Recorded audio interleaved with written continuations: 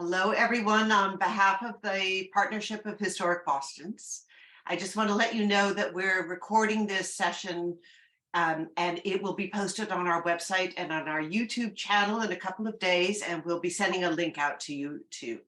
So I'm really delighted to welcome you to Occupying Massachusetts, Layers of History on Indigenous Land.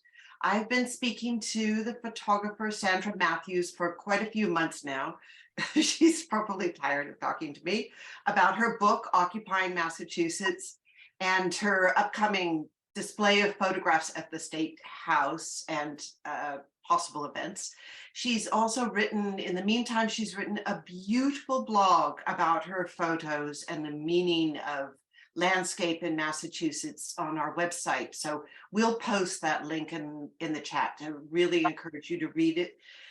It's gorgeous. And I've been really delighted to meet Dave Brule also more recently, and to learn about the really important work he's doing in the Connecticut River Valley. So one reason we were so keen to hold this event as opposed to others that we've been running for the last year and a half on Indigenous history in New England is that it's quite different from the other events we've held. First of all, it doesn't start in the 17th century, it starts today. It asks us, we'll be asked to consider how we think now, given to look back at the past, but how do we think about it now and what do we do about it now? And it's not a matter of judgment, it's not a matter of criticism, it's a conversation that we have together. And I think David particularly is going to talk about what does it mean for us now? Can we have healing? What kind of work is being done around this? Is it even possible? If so, how? And the second way this is different is that it's a presentation about seeing as a way of understanding, as opposed to reading or hearing or looking at facts or old maps. It's seen, and that's a more visceral experience. So when we look out at the Massachusetts landscape, how aware are we of what we're seeing? Do we understand what we're looking at today? This presentation, looking at Sandra's images, made me feel differently about the landscape, and made me think differently, and I hope it does for you too. So a little bit about the presenters and then a quick rundown on what you can expect this evening. Sandra Matthews' photos are in the Harvard Art Museums, the Victoria and Albert in London, Smith College Museum of Art, the Addison Gallery of American Art, and the Women in Photography International Archive at Yale. She has produced several books, including Occupying Massachusetts, and we will tell you how you could buy your very own copy. We'll be posting the link on the chat. She is founding editor of the Trans-Asia Photography Review and Associate Professor Emerita at Hampshire College. And Dave Brule is president of the Nolumbika Project, which works to preserve early Indigenous sites in the Connecticut River Valley, hosts Indigenous presenters, and serves as a bridge between cultures and between past and present generations. David is of Nahantic, Narragansett, and Huron-Wendat descent, and he's a council member of the Pocumtuck Valley Memorial Association, and he also contributed to Occupying Massachusetts, the book, along with Suzanne Garnier. So that's their little bit of background there.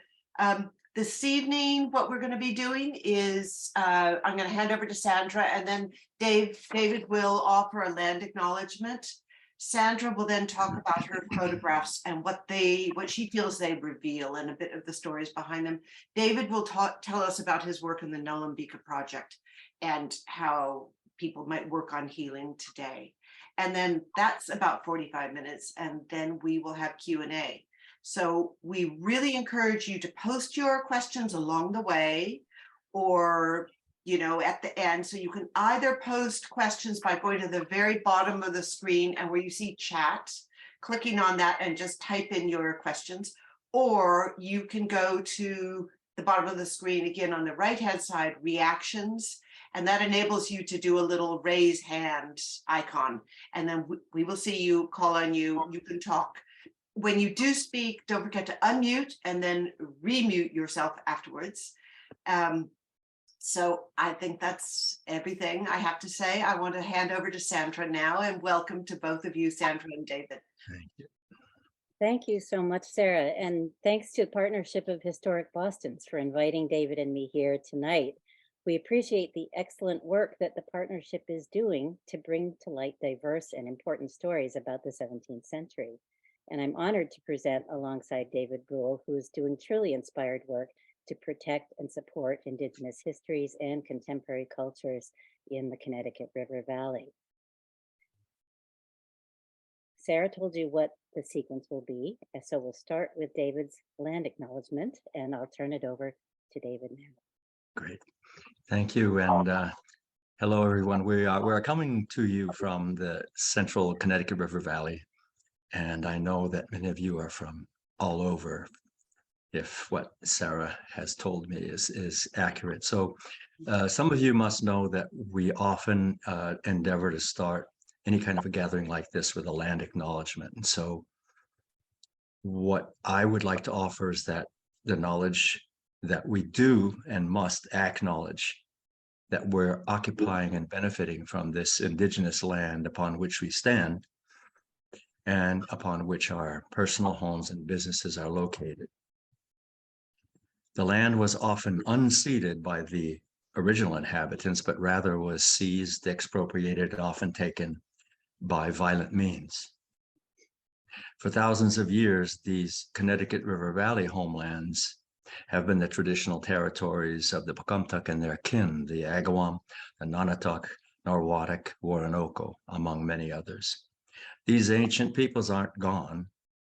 Their voices are still in the air we breathe. Their voices linger here in the landscape and riverscape. Their descendants are still here. This modern day state of ours continues to be the territories of the Massachusetts, the Nipmuc, the Wampanoag, the Pennacook, Wabanaki, and many others. We acknowledge the continued presence, resilience, and sovereignty of these people who are here living among us. We'll continue to acknowledge and support all Indigenous communities in our activities upon this land and upon these waters. Thank you. Tabotne. So I'm speaking to you from Northampton, also known as Nonotuck, and I'm speaking as an occupant and occupier of Massachusetts. The occupation of Indigenous land is a story that could be told anywhere in the country or continent, but Massachusetts has played a very important role in the early days of this occupation.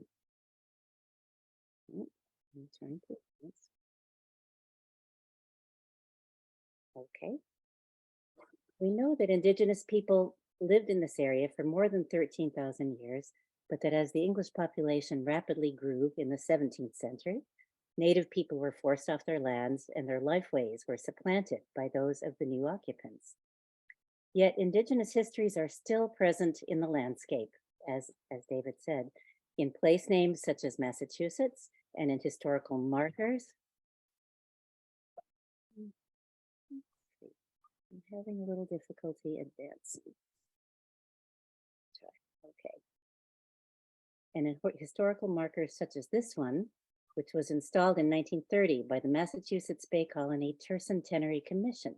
It describes a friendly encounter between Samuel de Champlain and a group of unnamed Indigenous people in 1605 at the beginning of the 17th century. Indigenous histories are also present in structures on the land, such as this one, some of which date back for thousands of years. This book aims to draw attention to the presence of the past in Massachusetts landscapes. But Native people, as David and Sarah have said, are also still here, alive in the present. According to the 2020 US Census, there are currently over 94,000 people of Indigenous descent living in this state, many of whom keep traditional stories and practices alive. I began this book more than 7 years ago while working on a project photographing vernacular architecture.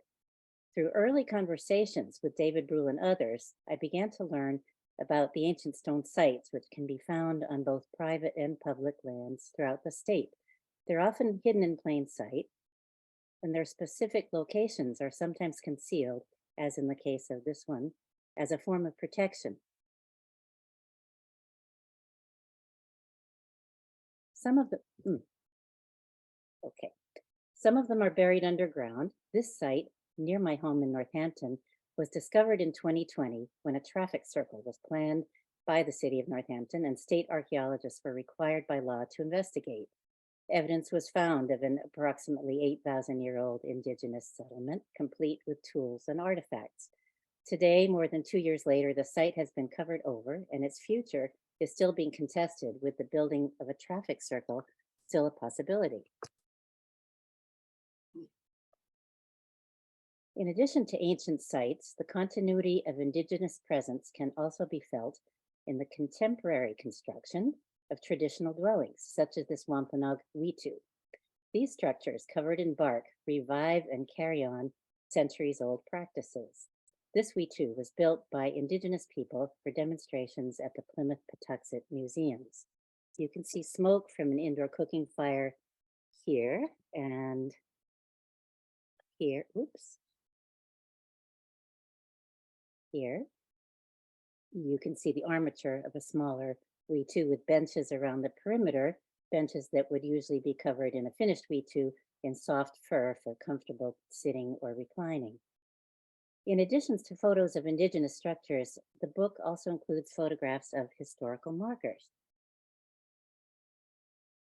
with an emphasis on the short but critical King Philip's War. This is a war that I was never taught about in school, but by now many of us know King Philip was the name given to the Wampanoag leader, Metacomet. I'd like to show you a couple of markers that talk about him in different ways. This marker, installed in 1998 by the Plymouth-based group United American Indians of New England, describes the war and its end. I will read you the marker text, which is here covered in snow, in its entirety, since it is rare to find a historical marker written from an indigenous point of view. Quote, "After the Pilgrims' arrival, Native Americans in New England grew increasingly frustrated with the English settlers' abuse and treachery. Metacomet, King Philip, son of the Wampanoag sachem named the Massasoit, Usamakwen, called upon all Native people to unite to defend their homelands against encroachment. The resulting King Philip's War lasted from 1675 to 1676. Metacomet was murdered in Rhode Island in August 1676, and his body was mutilated. His head was impaled on a pike and was displayed near this site for more than 20 years. One hand was sent to Boston, the other to England. Metacomet's wife and son, along with the families of many of the Native American combatants, were sold into slavery in the West Indies by the English victors." End of quote. Most markers describing King Philip's War talk about violence committed by the Indians. As a counterpoint, this marker offers a graphic description of the violence of the English in the war. This war was the turning point for the English taking decisive control of the land. The marker was installed by the United American Indians of New England in partnership with the town of Plymouth after extensive negotiations between town officials and indigenous activists.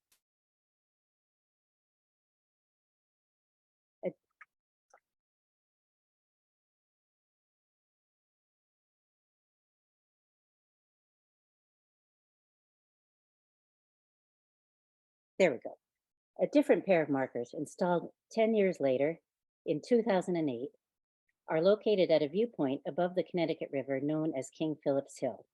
The author of the text, a local conservationist working with the Greater Northfield Watershed Association, described to me how she carefully researched the human and natural history of this place and then spent time at the site trying to imagine what it would have been like for King Philip to be there.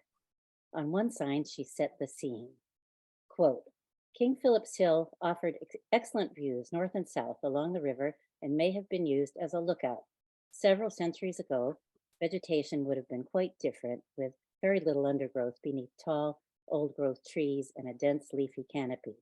It is also likely that scouts climbed the large trees to watch for approaching traders or invaders." End quote. And then on a second sign, if I can get the advance to work properly here. There, and not do two slides at once. There we go. Quote, Philip went east in July 1676 and was killed the following month. King Philip, known as Metacom to his own people, leader of the Eastern Wampanoag Indians, was one of the most important Native Americans in American history, end quote.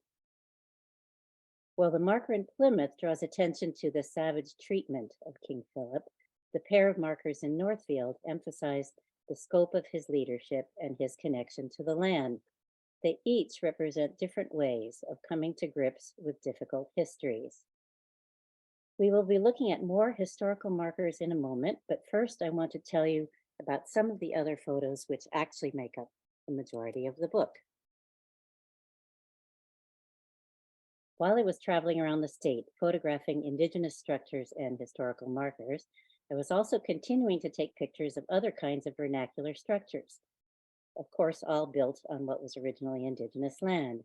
Many of the structures I photographed were small scale, modeling the ways people try to create safe, sheltering spaces, even with the knowledge that no human structures are really permanent. Human settlement in all its diversity and fleetingness is an underlying theme of the book, as well as the stories, what kinds of stories are told about human settlement, about how people come to be located where they are. There are many stories to be told about the occupation of Massachusetts. People from all over the world have settled here. Enslaved Africans were brought to the state as early as the 1630s. This is an African-American church built in 1910 in Amherst, which continues to be home to a thriving congregation. The first Jews also came to Massachusetts in the 17th century. This is a backyard sukkah, a temporary dwelling built for the fall harvest holiday of Sukkot.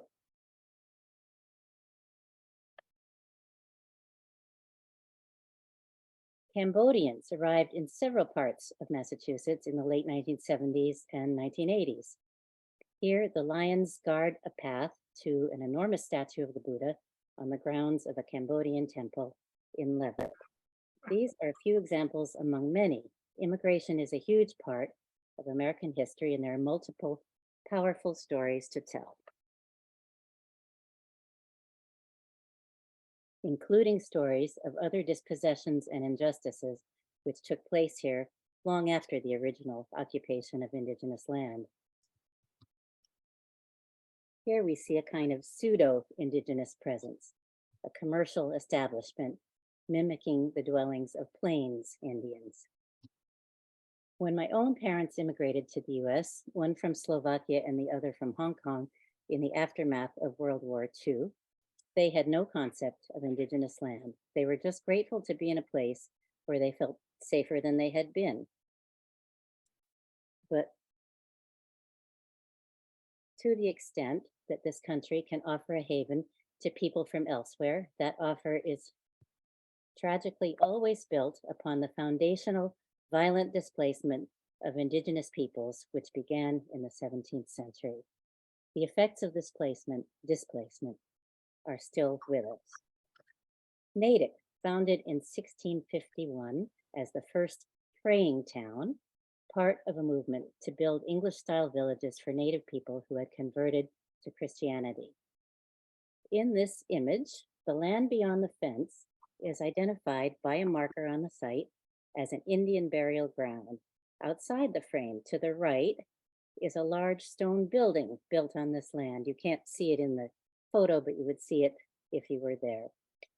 The offices of the Natick Historical Society are in the basement of the library.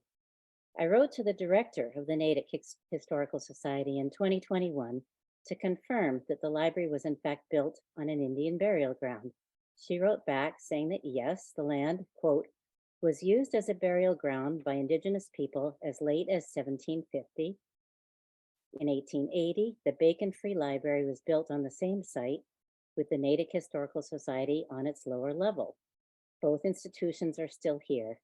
Along with the Bacon Free Library, we are now working towards building stronger relations with Massachusetts and Nipmuc people who trace their ancestry to early Natick and other praying towns.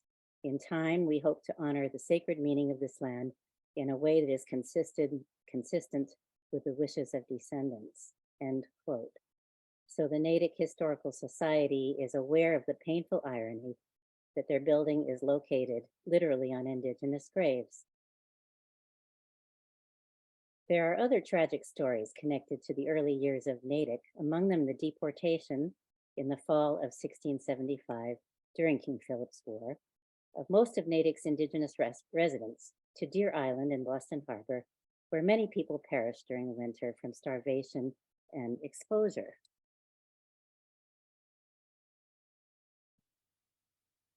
Okay. This bench on Deer Island has a memorial plaque, which I want to share with you, even though it's not pictured in the book. I believe that the initials NSDAR stand for the National Society of the Daughters of the American Revolution. If so, the marker represents a hopeful collaboration, the joint marking of a painful history by an Indigenous organization and a settler descendant organization together.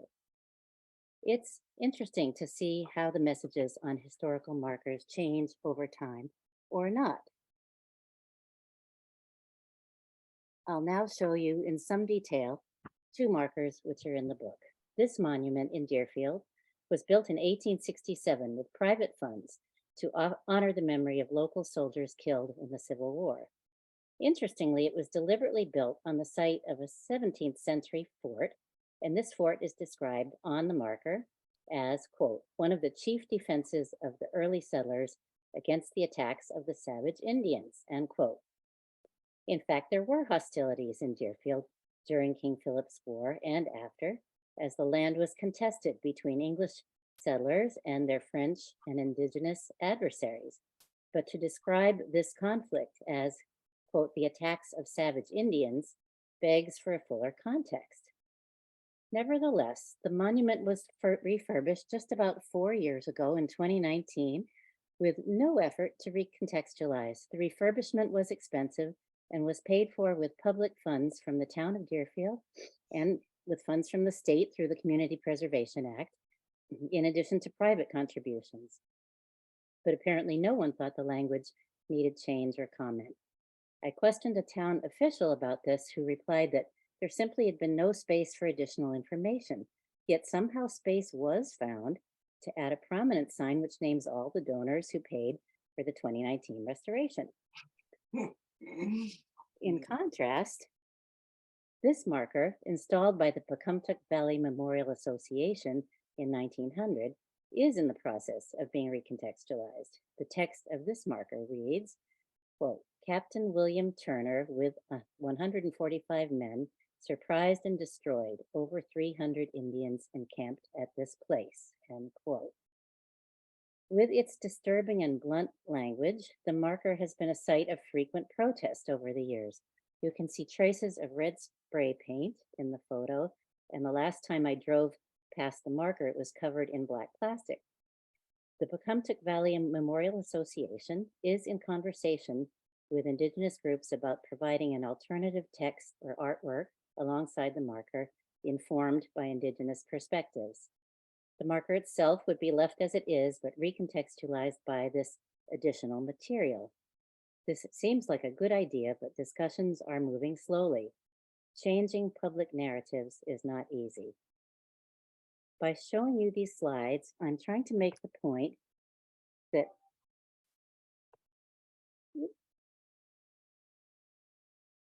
history is present in the contemporary landscape in many ways.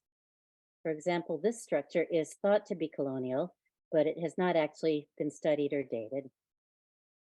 And that the telling of history is a conversation over time in which we can all participate. This is the final photo in the book, but it is not the end of the story. You can find more photos and information in the beautiful blog that Sarah has posted on the partnership website, and of course in the book itself. But one more thought. The book also contains a map of Indigenous lands as they would have looked around 1620. It was made in consultation with Indigenous and non-Indigenous sources, and it was challenging to make. Some people I consulted felt that mapping of this kind was not in keeping with Indigenous thinking about land. The boundaries needed to be fluid, and we ended up deliberately blurring and overlapping them to express this. In the end, our collaborative grappling with history resulted in something that was useful and acceptable to all. For me, working on this book has deepened my engagement with the place in which I live. It's not a comprehensive history, and I'm not a historian. It aims to raise questions and to stimulate a subtle shift in awareness and a kind of double consciousness. With the captions under each photo identifying Indigenous homelands, the reader is continuously returned to the 17th century while simultaneously experiencing the present. Working on this book has also given me the opportunity to meet remarkable people such as David Brule. David has written a deeply thoughtful essay in the book, and he was a sage advisor throughout the project. And I'll turn it over to him now.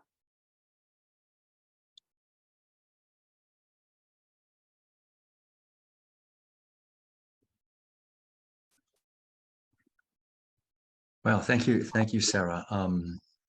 I have to really doubly thank Sarah for having invited me to contribute to her book. I wrote an essay, which basically is entitled "Occupied," I would say occupying or occupied Massachusetts, Finding a Way Forward. And I asked Sandra to leave the map up just for a second to give everyone a chance to see some of the names of groups of people. The Nipmuc people, for example, in central Massachusetts would also comprise multiple communities within that vast, fluid homeland territory. The Pocumtuck, who have been scattered after King Philip's War, many moved in to Nipmuc territory, others went to the Mohicans up in the Berkshires, and many went to the St. Lawrence River Valley. The Abenaki, their original territory reached down into the vicinity of Northfield, Massachusetts, and then you can also see the other tribes. The Abenaki are here, the Nipmuc are here and thriving. The Pocumtuck have scattered, but I do believe their descendants have come back to the Connecticut River Valley. The Mohicans are here, the Massachusetts, and the Wampanoag. So as I'm not going to leave that map up too long, but we have in discussions previous to this, it's been a good idea to help people get somewhat situated. Again, the homelands are in very light tones. So for the most part, these were very fluid boundaries, and nothing was fixed in permanency, but people shared the land for the most part and intermarried. So that was a very important feature. Okay, so I guess you can take the map down. And so I'll just try to describe a little bit what I've been up to. And a lot of it is really crystallized, I think, in the essay that I had to write. So I'd invite you all to check that out. But essentially, I labeled it Finding a Way Forward. So here we are, 2023. What are we going to be able to do about what is happening right now in Massachusetts and across the country? There's all kinds of issues, from what Sandra mentioned, the roundabout in Northampton and the potential destruction that was stopped for the time being of the early archaic site. There is the issue of the Turner Monument that is in flux. And then I guess what I want to start by saying is land acknowledgements are fine, but what do we do? What kind of actions can we take? I have to say that, yes, Massachusetts is occupied. For Indigenous people, that pain is still very great. The injury has not healed, and there is the presence of multi-generational trauma due to the events of 400 years ago, but also to the continued discrimination and repression of Native families. These injustices and the repression will never be forgotten. Can't be undone. Those injustices won't be erased. So there's no sense in trying to paint a rosy picture. However, there are things we can do. The occupation of Massachusetts will never end. We've gone too far down the road.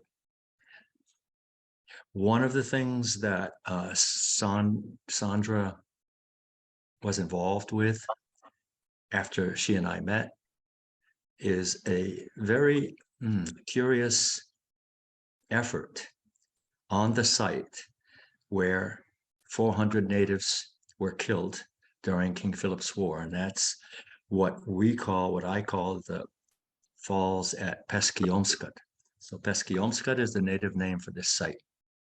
It's now known as Turner's Falls in Montague, connecting Montague and Gill.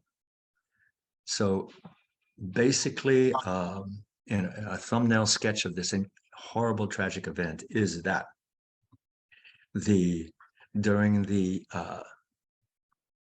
let's say the later part of what's known as King Philip's War in 1675 and 6, the winter of 75 and 6, the Narragansetts, the Wampanoag, the Nipmuc were coming back to the falls at Peskiomscut, which had been a 10,000-year sanctuary for Native people. That fluid tribal homelands concept that I mentioned served as a place where people could come in peace, fish, hunt, gather ceremonial herbs, medicinal herbs, meet a spouse. Some came to die there and be buried. It was a pilgrimage. So when this brutal war was bloodying both sides and truce talks were underway, many of the tribal people came first to Sokwakik, Northfield, and then down to the falls in April and May to replenish their protein, to take stock of what they were going to do. And a colonial force of 150 men led by William Turner, a Baptist who had his own issues and his own baggage, led an attack on the non-combatant village. He skirted the indigenous soldiers' forts, and instead of engaging with a worthy adversary, he attacked the elderly, the women and children who were in a separate camp. The indigenous people not expecting that something so dishonorable would happen. So many people were killed, either outright by the sword or by shot, or drowning. They jumped into the river and was swept over these massive falls.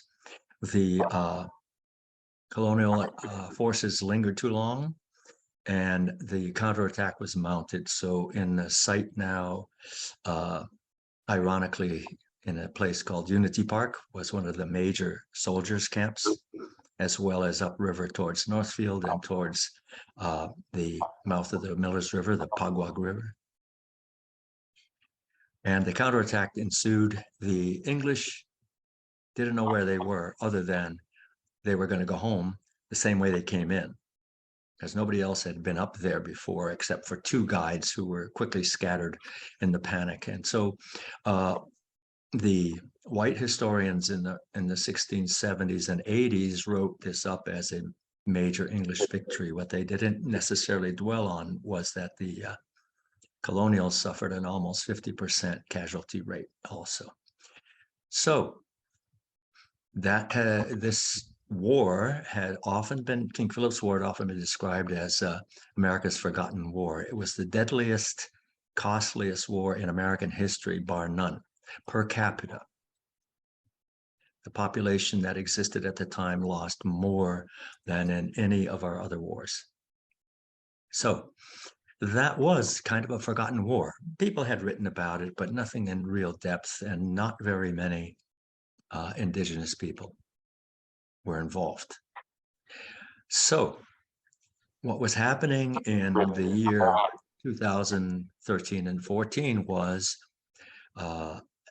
myself, born and raised of Native ancestry, but born and raised in that town, knew nothing or essentially not much about the massacre. It was not taught in schools. Nobody really knew. They just knew that a lot of Indians were killed. And the name of the place was called Turner's Falls in honor of the man who led the genocidal attack. So we set out, myself and a person who worked for the Narragansett Tribal Historic Preservation Office at the time, Doug Harris, the Rhode Island state archaeologist, Paul Robinson, a number of Wampanoag people. And we tried to find a way to explore and bring that history to light in all of its perspectives. So we landed a grant from the National Park Service to begin a study of the massacre.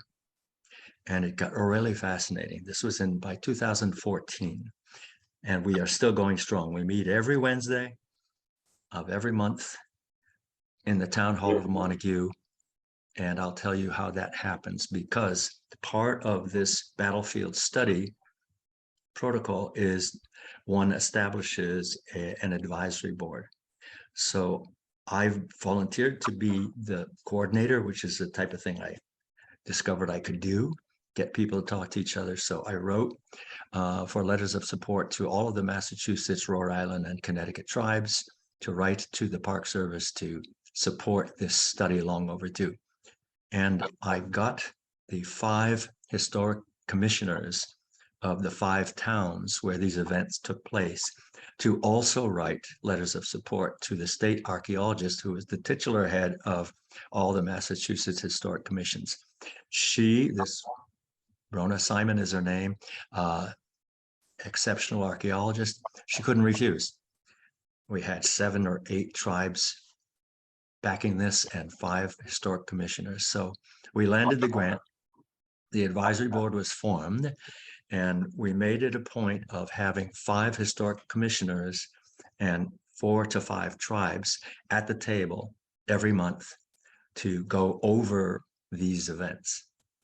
So that's where the magic was starting to happen. And this is our little contribution to healing, to finding a way forward.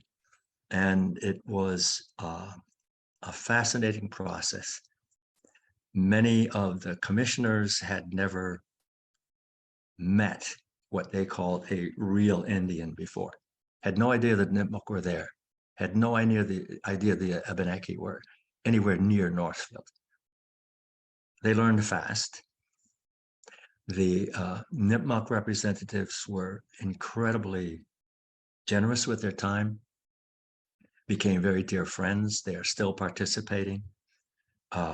And what the magic was that here we had 5 non-tribal historic commissioners, people who loved history, sitting at the same table with representatives from the Chibunagungumag Band of Nipmuc Indians, the Narragansett Tribal Historic Preservation Office, the Wampanoag Tribal Historic Preservation Office, the Elnu Abenaki, and for a while the Mohican Stockbridge Munsee people.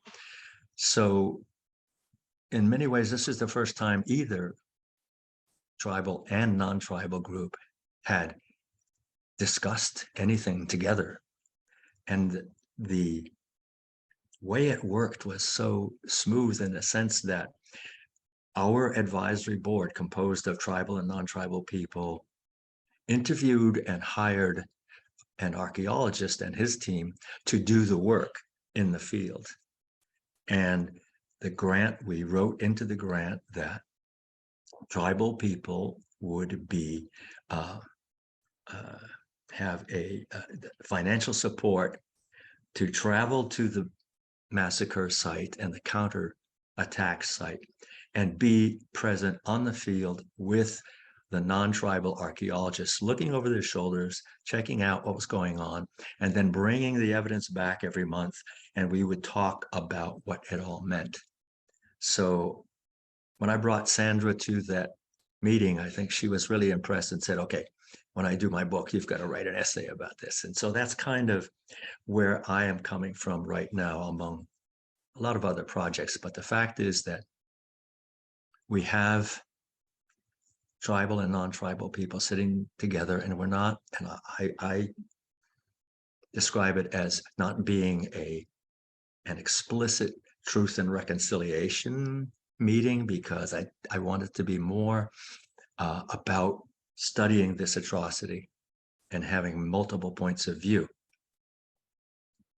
especially the tribal point of view, which had never, according to some of the Nipmuc representatives, they had never been asked to tell the story before. In addition to funding their presence on the site of where these atrocities happened, we also got monies written into the grant so that they could write and publish their own story. It was very difficult. It was very, very difficult for them, to the extent that they almost couldn't do it. One reason was the atrocity and the murderous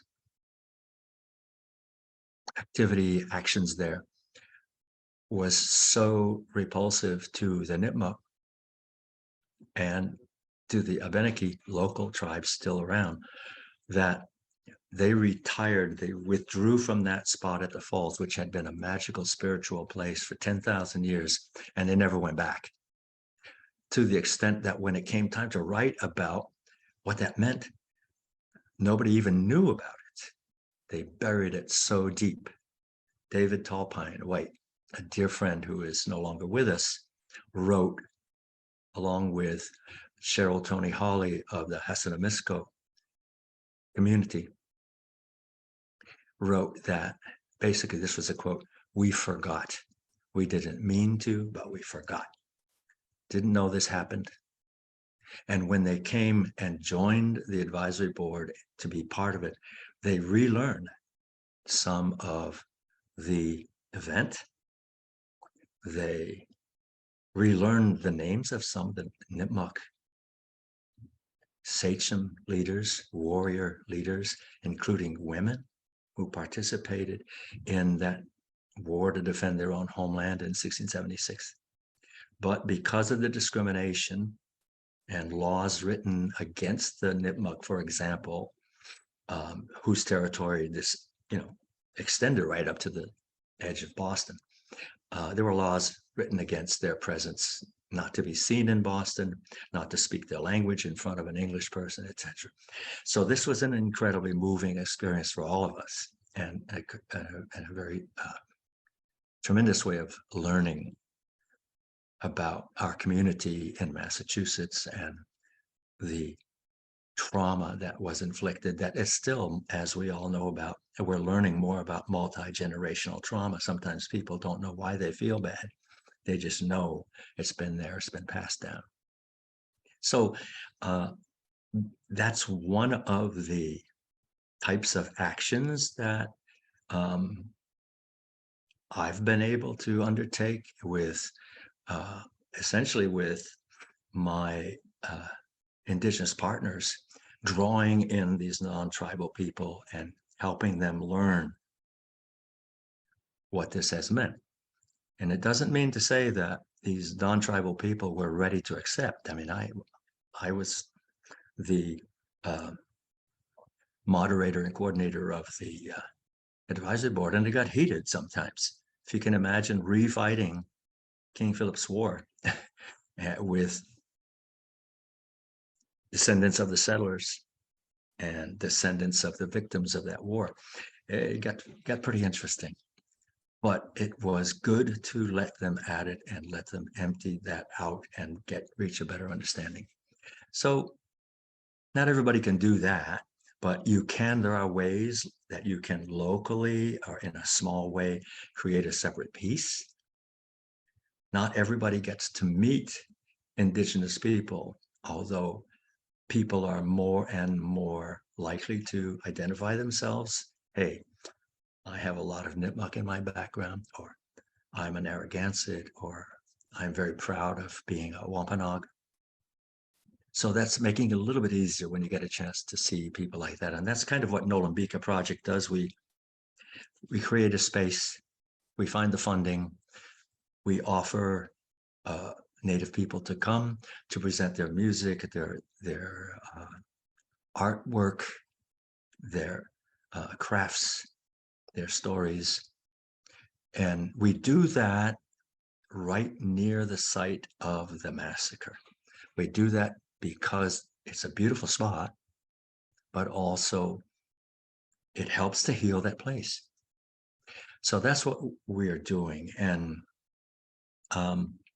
there are more ways that people can help advance and bring people back into the circle in their own land.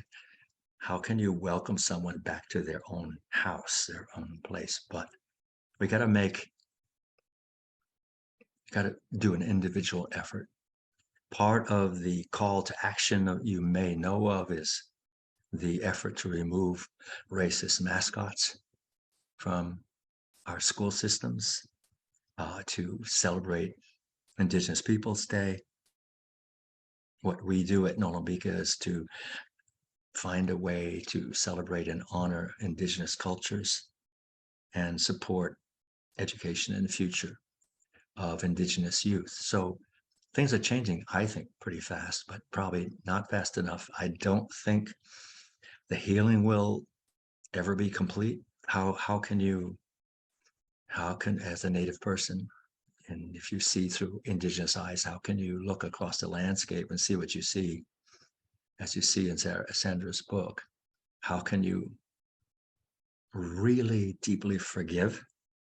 It'd be nice, but it's pretty hard. It's pretty hard. So that's basically what my talk is about, or my essay.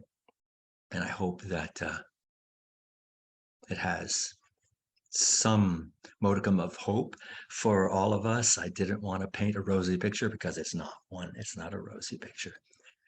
As I said, if you look at this landscape through Indigenous eyes, what it used to be and what it has become, and the appropriation of all of these sites that have sacredness, have spiritual power and energy. It's pretty, it can be discouraging or enraging in some ways. So I don't want to paint a dark picture. At the same time, I want to encourage everybody to think about the points that I mentioned. If you are in the vicinity of Pesquiolmscut Falls, now known as Turner's Falls, the first weekend of August, this is our 10th year of providing a Native American music festival. It's all free. It's all along the banks of the beautiful Connecticut River. Indigenous artists like Hawk Henry's playing this beautiful flute music with Canada geese and even eagles flying by. It's an incredible experience. So keep that in mind. You really should participate in that, because that's one way you can do something. You can meet, I don't know, people from tribes, at least 15 to 20 tribes there, willing to talk, interested, wanting to share stories. So those are the kinds of things you can do. Changing the state flag would be important. You can get your legislator to just urge that representative to work on that. And the other points are the racist mascots are a huge issue, and bit by bit they are all falling by the wayside. So anyway, I'll stop there. I have no idea how long I've spoken, but I really appreciated that Sandra brought me into her project, and I really appreciate Sarah for having invited both of us. So thank you. Thank you both. That was just really wonderful. Very different presentations, but both really wonderful. We have a number of questions, but I want to ask one first of Sandra, because I was reminded again of this point where I was at the Peabody Essex, where, by the way, they have a fantastic exhibition called On This Land, which opens with a video of Elizabeth Solomon from Massachusetts at Ponkapog speaking about the land and questions of who people still being here is fantastic about Indigenous people. Anyway, I was at the Peabody Essex and I met this young man whose family comes from Brazil, and he expressed amazement at how little awareness there is in Massachusetts, as though Indigenous people have been erased, that little awareness that this is all native land. And that struck me too when I moved to Massachusetts, that even though we have the state name, there are names that were originally mangled, but originally Indigenous names, there's very little awareness, as though no one ever asked the question. And I just wonder, Sandra, if you went through that process early on, when you began, what triggered you to begin this process, ask the question, to look at the landscape differently? Was there something in particular? Thank you, Sarah. And I talk a little bit about this in the blog, but Mhm. I had long had a sense of people here before me on the land, but it was about 7 years ago when I visited a historic house, which was an 18th century house, and started to take a tour. And it was clear that the house was built on what had been called an old Indian trail. But the guide, had to take a tour with a guide. I asked, what is the history here, and what was the trail, and who was here, and the guide knew nothing. And there was just this sense that history, as it was told in this context, started with the English, started with the arrival of the colonists, American history, and that that experience really disturbed me and got me to connect the idea of structures of buildings on the land as a form of registering history. So, and I began looking for structures as clues, and that was a starting point for me. Mhm. Thank you. There are a lot of comments on the chat, and a lot of people writing in to identify themselves as Indigenous or from, living on Indigenous land. Let's see. Somebody is asking why, talking about the Northampton traffic circle, Sandra, and why Mass Department of Transport insists on sweeping the facts under the rug and resuming the project. So we had a little internal discussion about this, and it looks as though there's no ban on building on Indigenous archaeological sites, but it seems incredible in 2023 that this would be the case. Do you know more about this now? There have been meetings that have happened, and I believe a revised plan is being proposed that supposedly does not impinge on the ancient site, but not everyone agrees with that. So it's still very much in contestation. I haven't attended all the meetings, but that's the Mass Department of Transportation also refurbished the tercentenary signs from 1930, many of them which had problematic language, and refurbished them at taxpayer expense a couple of years ago, without any changes to text also. So I think there may be a kind of history gap. I don't know how that department works, but yeah, it's a good question. Mhm. Okay. Can I jump in just with a quick clarification, unless I'm wrong? So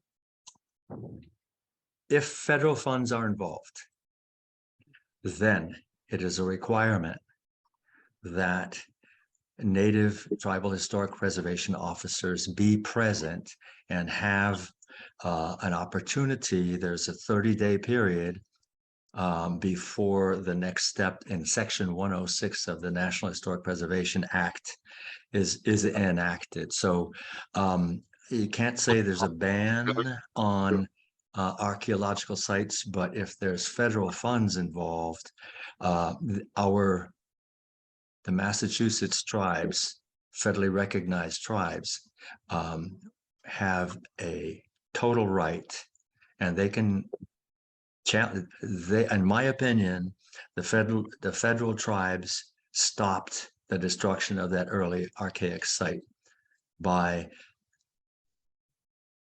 taking advantage of their nation-to-nation status.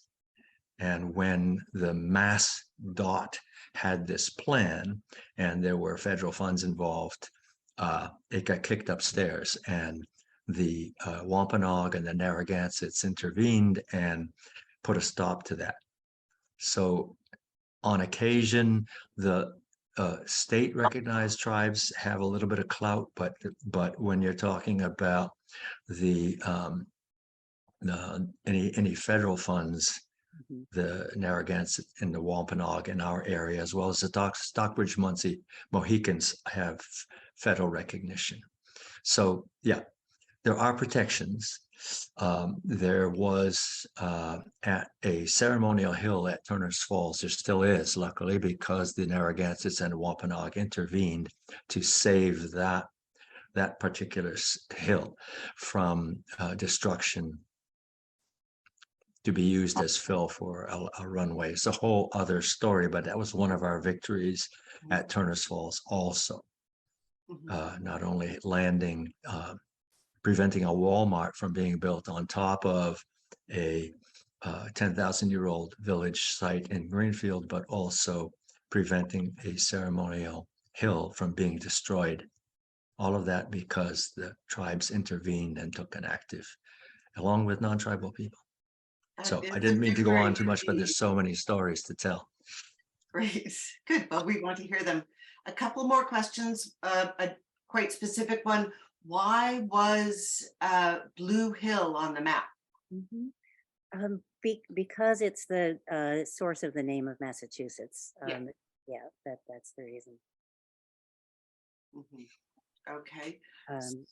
In the book, there's a little blurb about how that's the origin of the name. A couple of questions that are really more comments. Land acknowledgements are not for Indian people. We know whose land we're on. I'm on tribal council. Why haven't we been called? So I think that's, unless Love, you could elaborate on that. I think that's a comment that's worth everybody noting. And I don't know if David, you have a comment on that. I guess that I don't know if there is any kind of an answer to that. Certainly, what I have learned or heard from, but many different indigenous scholars and communities have their own opinion, but typically a land acknowledgement is made by a non-tribal person. That's what I have heard. However, I have heard Abenaki scholars and others make land acknowledgements. So I guess it all depends on the circumstance and where you're coming from. I don't know there is an indigenous or non-indigenous exclusivity to doing a land acknowledgement. But certainly if there is a tribal representative or tribal council that could assist or write the acknowledgement, that would be great. But as the person said, indigenous people know where they are, and they know whose land they are, whose homelands are involved. So that's about all I can say. Okay. I don't think there's a particular right answer. It all depends on who you talk to and what the sensitivities are about such a thing. I mean, I think this also goes back to what you're saying, which is land acknowledgements are important. It's important for people to recognize that they're on occupied land, but it's not enough. So now what? Specific question about PVMA, and there were somebody is saying that there were reconciliation meetings in 1974, meetings at Deerfield, with which the PVMA was involved. Are those still relevant, or have they been forgotten? As far as I know, I'm not aware of that. So I'm not either.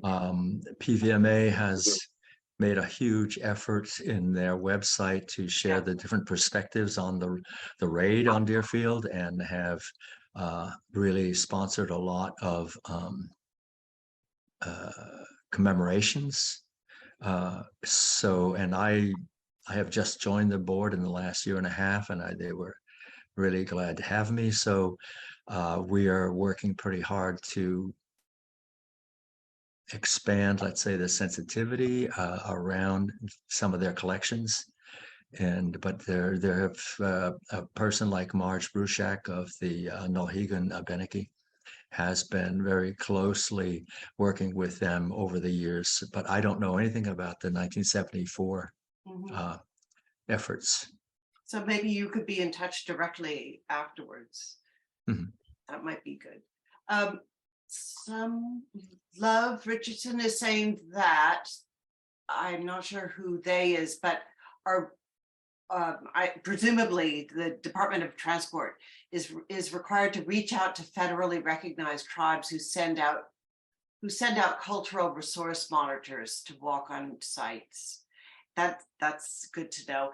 And someone asked, is NAGPRA, NAGPRA, involved? Do you know, David? I've got a whole story about that, but in terms of the roundabout kerfuffle, no burial objects have been found, no vestige indicating that there could be a burial or any oral history of the burial sites, any burial site there. So I don't know. I know that the representatives from the Wampanoag, Quina Wampanoag, and the Narragansett are keeping an eagle eye on that site, and are very regular. I see a little question about NAGPRA. Yeah, that was Native American Graves Protection and Repatriation Act. Only occurred in 1990. So the site that we steward at Wissatinawag, Canada Hill, was a 10,000 year burial ground, and it was totally desecrated by a sand and gravel operation. And it only stopped when people stood in front of bulldozers, and when the NAGPRA came into play. But there's a whole lot of stories and anecdotal stories about that. Well, there's just a general sense here. Everybody can see the chat, that people want to join in and try to do something about this. And someone has posted a link. It's a Move On petition. So perhaps that's the best way for people to get involved, at least. Yeah. And then whoever is organizing the campaign around this can get their names and get them involved further. Sure. Yeah. The Nipmuc Hassanaமிskil group is very active in being a part of a land rematriation effort in Belchertown. So they're circulating a petition as well for some public support. So these are the types of local efforts you can undertake and have an impact as an individual. One person asked whether Bigelow Hollow State Park is on the list, I think, of perhaps endangered sites. I don't know. No, I'm not familiar with that. Right. I do see that Love Richardson says they would love to elaborate. And I appreciate Love speaking out at different points in the chat, and because this has been such a learning experience for me, networking, starting with people I know and out reaching out, and this tonight is an opportunity to reach to a wider audience that I haven't been in touch with before. So I'm very glad to hear from Love, and would love to know about the elaboration. If she would still love to elaborate. Love, if you would like to speak directly, you could put your click on reactions and put your hand up, and then we can unmute you. Okay. Just type in there.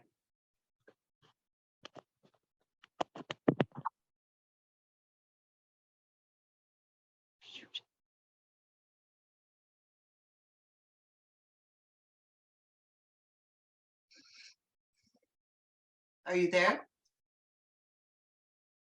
Who is being addressed here? I love. Love. Okay. Mhm. Well, maybe she's gathering her thoughts, which would be Mhm. quite reasonable. Someone asked about the photo on the cover and where it's taken, but maybe you could say a little bit, Sandra, about the meaning of the photo as well, not just the location. Well, that you are correct. It was on Sugarloaf, and it was actually taken. There's an object, and we don't have it on our screen right now, but here on our there's an object. Here's the book, which is actually covered in a kind of a tarp because it's a viewer. It was covered because of COVID, so that people wouldn't be breathing on it. But I was interested in having this kind of viewing device here, looking out over the Connecticut River, kind of representing that idea of a visual occupation, of occupying that space and surveying it. But yet the fact that it was covered was interesting to me too. Mhm. There is, I saw in a quick message below, there is an indigenous name for Mount Sugarloaf, which is Wequamps, Yes. Wequamps, meaning where the hill drops off. So that's in Deerfield, South Deerfield, Mass. And there are many Indigenous stories associated with Oh it. yeah. Roxy, you can see that Roxanne is asking a question about the Nolambika project and whether you have links to advocacy opportunities. We serve as a kind of a intermediary. As a nonprofit, we have to be very careful about advocating for specific causes and signing petitions and all that kind of thing. But if we get the information, we pass it on. So our website is loaded with all kinds of communications from Indigenous groups and also people who are disgruntled about various things too. So, but it's we are not really an advocacy group just because of the non-profit restrictions. Next month, we haven't finalized the date, but probably the 22nd of March, we will be having representatives from the campaign to change the Massachusetts flag and seal, as well as somebody who's worked a lot on mascots speak. So they will give you plenty of advocacy opportunities. And I hope that we're going to be finalizing the dates in the next couple of days. So I'll send out a note to everybody about that. Mm-hmm.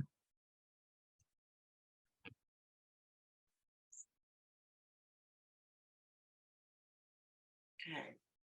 Yeah, this is an important, can everybody see this chat or should I read it out loud?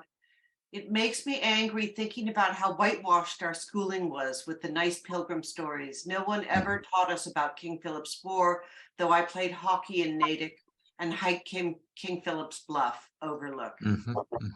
Growing up in Walpole at the end of Pemberton Street, being able to hike trails all the way to Medfield, I thought constantly about peoples who lived in these woods. Advocate here. That's nice. Yeah. But it is amazing how when you look at the monuments, as Sandra's shown us, they're just oblivious, and the authorities continue to be pretty oblivious. You didn't show some of the photographs on the on the blog have been show signs that have been recently, the de-rusted and fixed up and so forth, and they leave the language in the identical way. They don't call people savage Indians, but but the action is all with the Puritans, Right. or the colonists, and they get names, and Native people are not named. Right. Yeah. So One of the, if I can make a recommendation, people may know this, but there's a really good book about signs called Memory Lands. I don't know if people know of that book. Christine DeLucia wrote it. She's a teacher now at Williams College.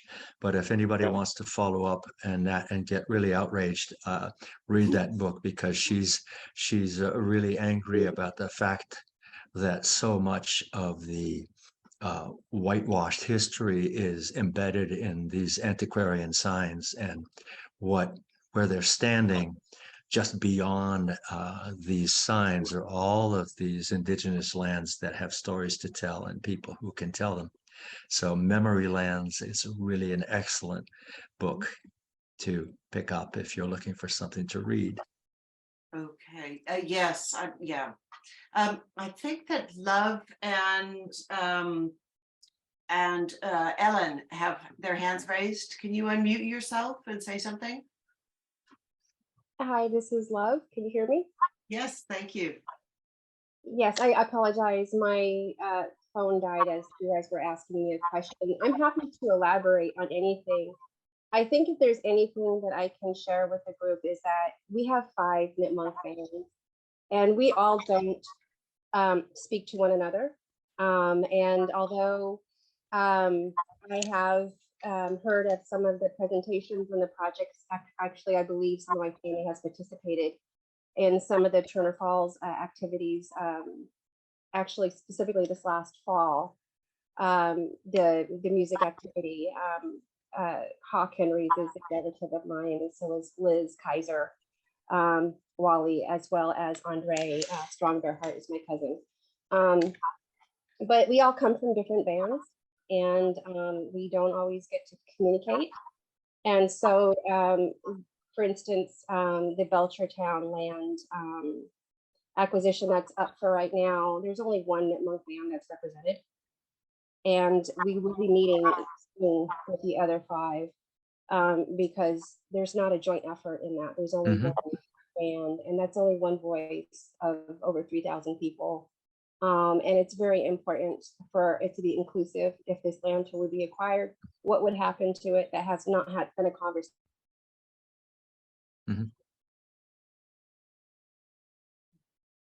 Love, your But frozen. we have seen the petition.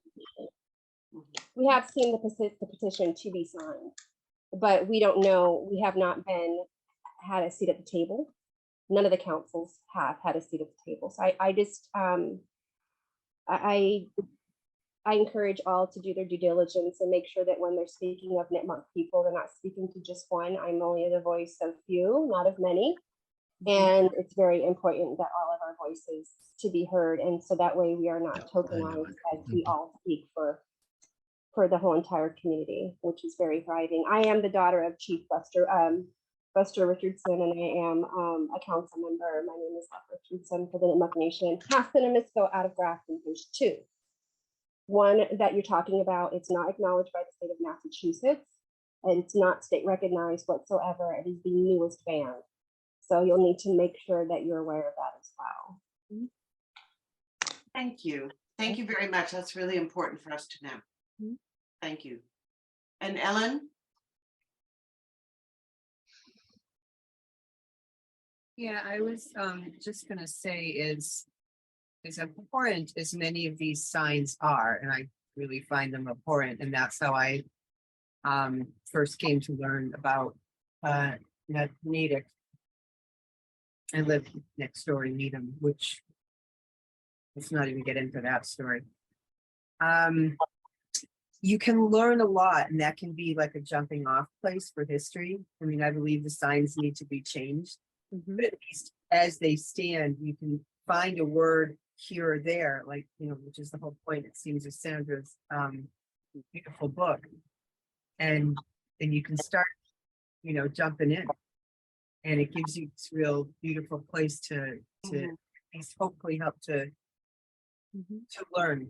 I mean, you're right. I mean, growing up in Massachusetts, growing up in Needham, we didn't learn anything, and we are, doing our work in this town, and many of the towns are doing work, but it's really hard because, as Love was saying, so many of, colonization and settler stuff and massacres, it's really hard here.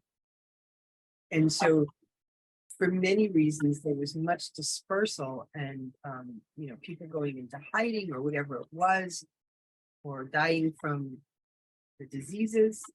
And this is something we don't really understand in Massachusetts, but the first people to be enslaved in Massachusetts, starting in actually it was 24 for some Black people from other places, but Indigenous people in like the 1640s. 1630s, actually. 1630s, yes, you're right. And so we gloss over that when we even look at enslavement. So it's just a lot of thoughts that run around in my head about this very painful part of our story, and that we have to really write. So thank you. Thank you for your beautiful work, everybody. Thank you. And I agree with you that some of those signs have useful starting points. And that's why I like the idea of the sign at Piskamskat remaining, the marker remaining, and having something additional next to it. So you can see what was there in 1900, and then you can see what people are doing now. I wouldn't be in favor of necessarily taking it away or destroying it, but recontextualizing is important.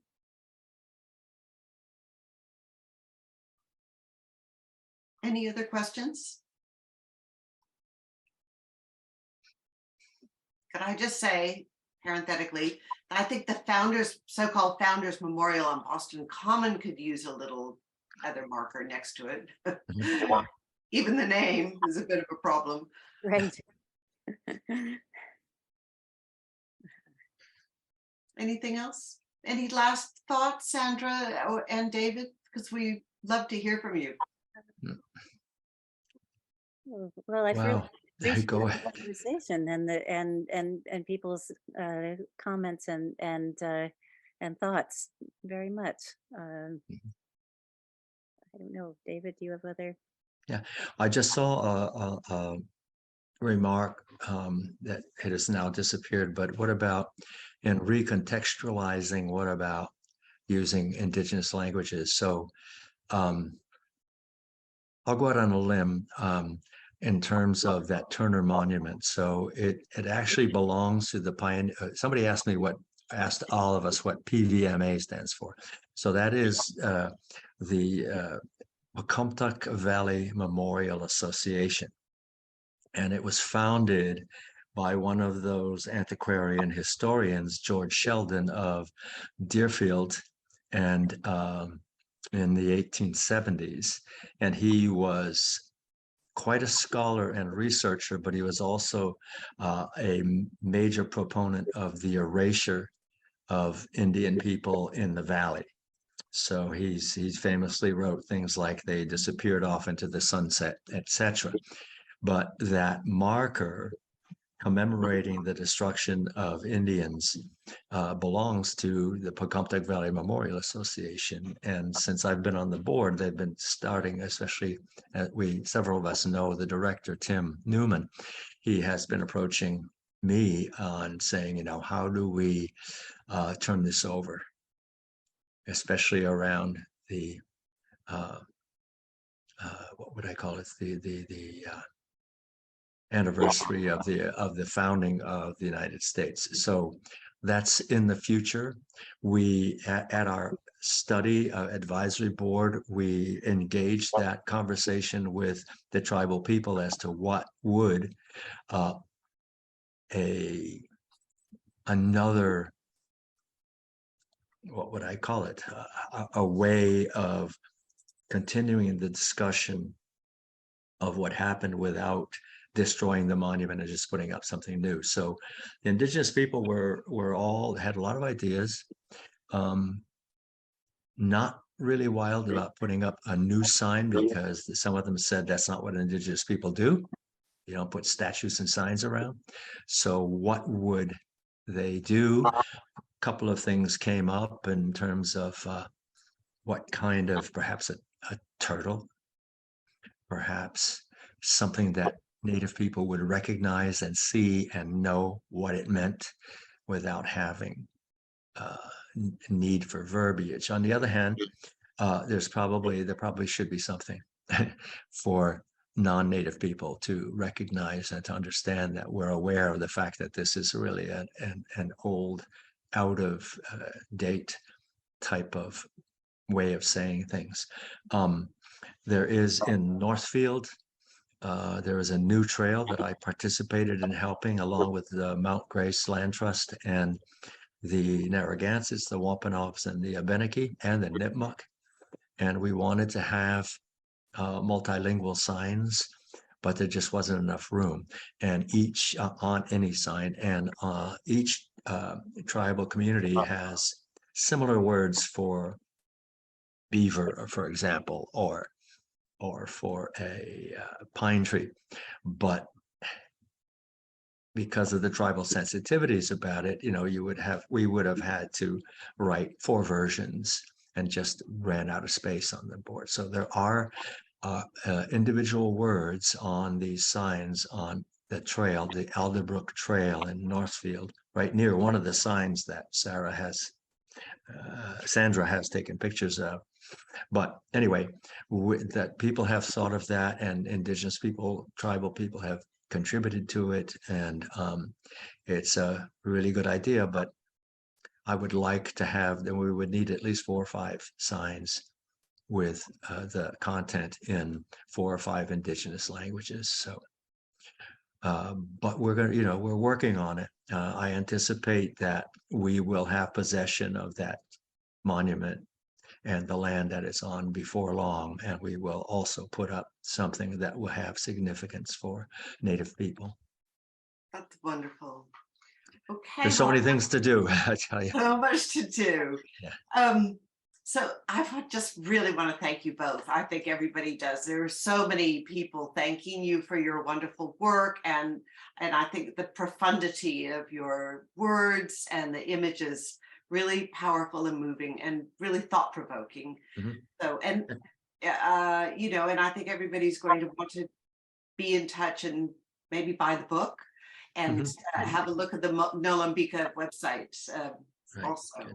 So just briefly, so this has been recorded. If you missed something or you want to share it with friends, we'll be sending you a link in a couple of days to the recording, along with a survey. And it really does help us. If you take the survey, we get some feedback, we decide, are we going in the right direction? Should we change our ways? Whatever you have to say, we do want to hear that. And if you want to make a donation, we're always happy about that too, because we're an all volunteer organization on an absolute shoestring. So think about that also. And please join us next month to talk about the campaign to change the Massachusetts flag and seal, and more after that. So thank you everybody for coming.